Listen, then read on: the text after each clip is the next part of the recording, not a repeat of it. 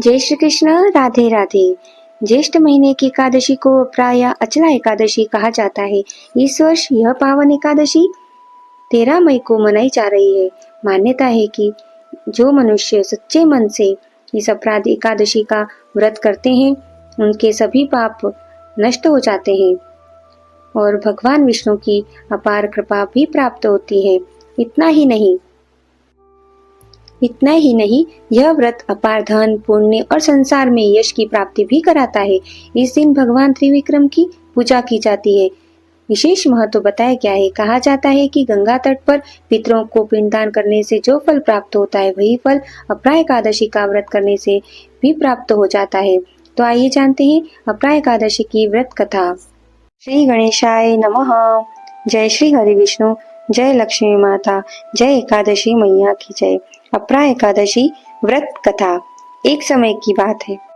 प्राचीन काल में महिध्वज नाम के एक धर्मात्मा राजा राज्य करते थे। राजा महिध्वज अत्यंत दयालु और भगवान विष्णु के परम भक्त थे। प्रजा भी उनसे बहुत ही प्रेम करती थी, लेकिन उनका छोटा भाई वज्रध्वज बहुत ही ईर्ष्यालु स्वभाव का था। धीरे धीरे उसके मन में अपने भाई के प्रति द्वेष बढ़ने लगा। एक दिन क्रोध और ईर्ष्या में आकर वज्रध्वज ने अपने ही भाई राजा का महिध्वज की हत्या कर दी और उसने राजा के शरीर को जंगल में एक पीपल के वृक्ष के नीचे दबा दिया। अचानक हुई मृत्यु के कारण राजा की आत्मा को शांति नहीं मिली।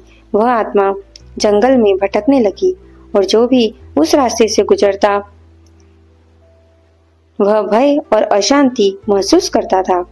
और तभी एक दिन धौम्य ऋषि उस वन में से गुजर रहे थे। उन्होंने अपनी दिव्य दृष्टि से सारी घटना जान ली और उन्होंने राजा महिध्वज की आत्मा अत्यंत पीड़ा में है ये जानकर धौम्य ऋषि ने अपरा एकादशी का व्रत करने का निश्चय किया। उन्होंने पूरे विधि विधान से भगवान विष्णु की पूजा की, दिन भर उपवास रखा और रात भर भगवान का स्मरण किया। व्रत पूर्ण होने के बाद धौम्य ऋषि ने उस व्रत का पुण्य राजा महिध्वज की आत्मा को अर्पित कर दिया। अपरा एकादशी के प्रभाव से राजा की आत्मा को तुरंत मुक्ति मिल गई और तभी आकाश से एक दिव्य विमान उतरकर आया। राजा महिध्वज दिव्य रूप स्वरूप धारण कर विष्णु लोक को चले गए।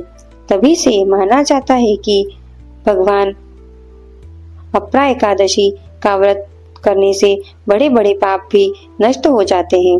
जो भी व्यक्ति श्रद्धा और सच्चे मन से यह व्रत करता है वो उसे भगवान विष्णु की विशेष कृपा प्राप्त होती है।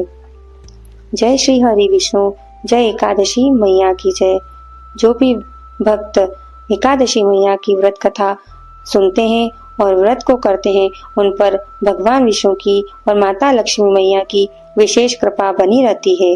बोलिए जय श्री हरि विष्णु, जय माता लक्ष्मी, जय एकादशी मैया की जय।